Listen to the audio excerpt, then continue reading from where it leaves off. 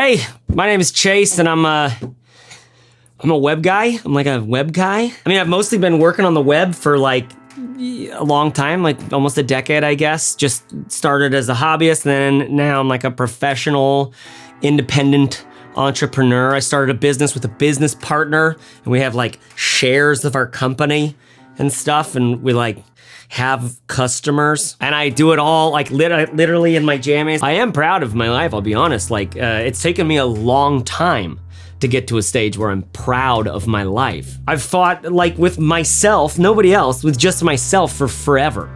Trying to feel successful, trying to feel happy, trying to feel like I'm not a piece of shit, I guess. And that's really what I geek out about. That's really what I'm about. I mean, there's a lot of particulars and details and technicals of what I like to learn about. Like, I like the entrepreneurial journey, right? I'm not just into like, how do you make a blog post? I'm not into clickbaity. I'm not into stuff that feels cheesy and weird. All my cultural references and the places that the level of work I feel like I want to be doing is the level of like people that I really admire, like a Paul Thomas Anderson, like fucking filmmakers, like Patton Oswalt, amazing comedic voices, intelligent, bright, like brilliant, insight people. If I'm comparing myself to these people all the time, like no wonder I feel like shit. But I want to do work at a level that's very high, right? I want to do work at a level as like a craftsman. Like you can imagine, like very zen. You know, you could picture the old man that's super zenned out. He's like, I've made a wooden box, and it is the ultimate. It is wooden box. You know, and every wooden box he made, it's like Gyro dreams of fucking sushi, man. I know what I've learned is there's a trick to that. That's important. You can't need the glamour and the bright lights and stuff like that. You can't need this massive global success that is possible today because you're on fucking Twitter and how many followers do you have? You don't need that, right? You can be satisfied with the work you're doing, but that work does have to pay your bills. That work does have to not only nourish you sort of spiritually as the craftsman, but it also needs to pay the bills. It needs to get you to a point where you're living at whatever level you feel like you want to. I mean, to be honest, this is my jammy shirt's like a $50 t-shirt. I would be fine with a Goodwill t-shirt for $2.50. Probably. If the wooden box I was making was the shit, if it was like, this is the best fucking wooden box you've ever seen, and people like, not everybody, obviously you're gonna get some dirtbag a-holes that show up that are just like, hey honey, bring all the kids in here, oh look, it's a box, oh no, it broke, okay, well let's go. There's always gonna be people who are just like living unconsciously, who aren't gonna be able to tell the value of the work that you put into your box. But I've always been the kind of person who, like, at least for certain sorts of boxes, movies, comedy, writing and essays, and someone like David Sedaris. There's someone also who's just like, did you read his article on the Fitbit? It was in the New Yorker or New York Times, anyways, you can find it. Amazing, so fun to read these incite people. I like those kinds of boxes. I've always wanted to make boxes like that. And to be honest, I've got skills, and by the way, I'm not talking about me here, I'm talking about you.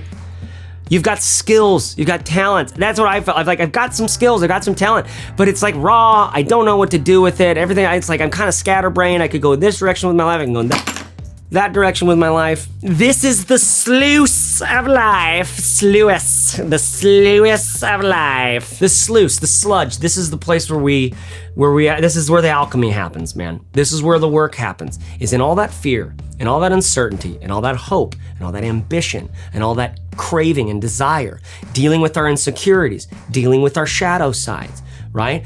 Looking for the clarity and intuition of what we actually desperately, vulnerably want to be pursuing. This is the stuff I geek out on.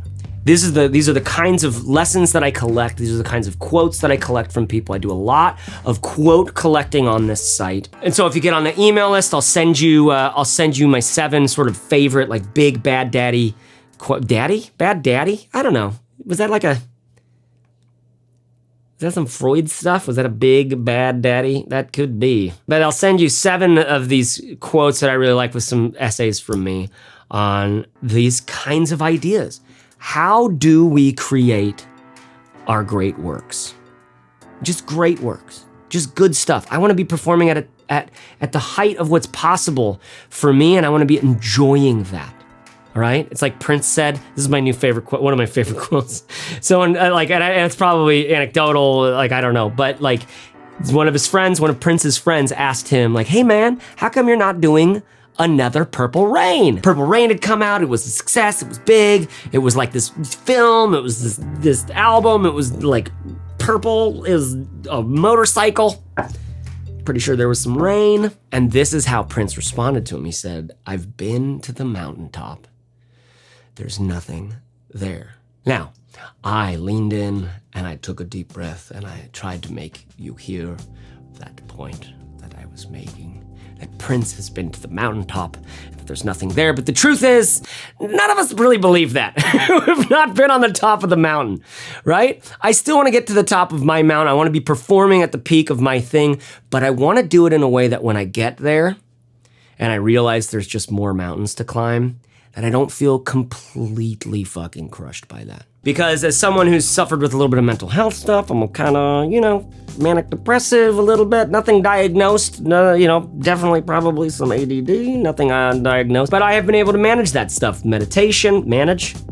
Are you thinking to yourself right now, wait, how well are you managing this right now? You're talking to a camera, there's nobody in the room, and you're talking like this, like there's literally people there in the room. Are you really managing this? I guess that's why I found a way to make this pay my bills, I guess. But that's what I do. That's who I am. That's what I do. I mean, the other things that I am is I'm a family guy. I have 2 kids that I love. My wife and I, we lost a child in full-term labor. Our child, Rowan, our son, in that moment was a catalyzing moment for me. Surviving through that, living through that, processing grief, allowing grief to do the work that she does in us. When we all experience it, we will always, all of us, lose people and experience the profound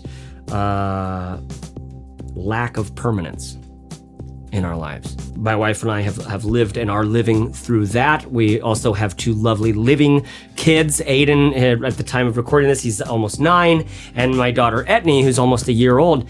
And so I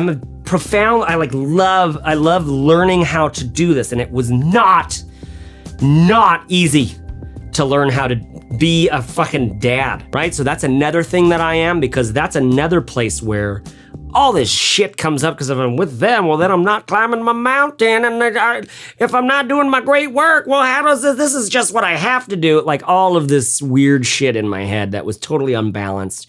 And I had to learn it because, frankly, there was good reason for that to be unbalanced. The way that we live, the way that we're encouraged to live, how we're, most of us, taught or not taught how to pursue creative work. All right, so that's what this site's about. That's what I'm about. I'm literally in my jammies because I was talking to a friend down there and I got fired up.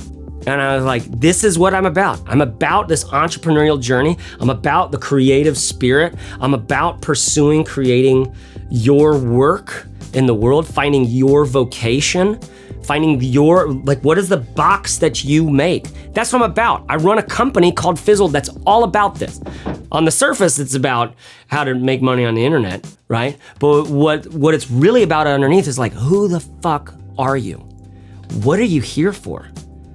Can you make your survival needs fulfilled by doing something that is fulfilling? I'm about that vocation stuff. I'm about finding out who you are and doing that work, doing your great work, making your boxes. I'm about my family and realizing how much this enables me and makes me more capable and visionary about the boxes that I make.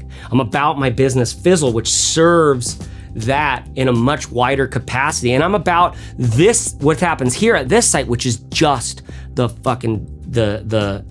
spirit, the truths of that thing. Very unpopular, very unclickbaity kinds of things. Doing our best creative work, doing great creative work for us, feeling fulfilled by our work, having a vocation of some kind, whether it pays the bills or not, where we know we're in some ways doing what we're here for. Not that we're here to do anything in particular, but like we can tell like, oh, this is getting me where the sun don't shine in the best possible way. I like that stuff. I really geek out about that stuff. I really find I myself need to be putting up good marks in that area of life for me. So that's chasereeves.net, because the .com, listen, .net is way better. Get on the email list. I'll send you those 7 days of creative wisdom. I've been working hard on those. I think they're pretty dang good. Other than that, you can send me an email at chase@chasereeves.net. Let me know what you're doing, what you're geeking out on, what your